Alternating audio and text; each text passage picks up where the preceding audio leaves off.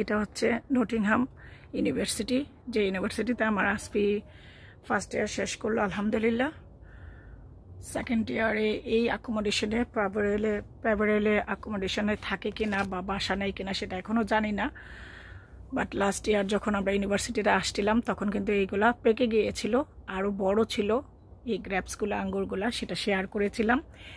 এবছর ওর সব স্টাফ নিতে আসলাম, ওর জিনিসপত্র, যেহেতু এক বছর এই অ্যাকোমোডেশনে থাকার পরে নেক্সট ইয়ার আর এখানে থাকতে পারবে না। অ্যাকোমোডেশনে যদি থাকো তাহলে চেঞ্জ করতে হবে, বাট একই অ্যাকোমোডেশন প্রত্যেক বছর না, আর প্রত্যেক বছরের জন্য চেঞ্জ করতে হয়।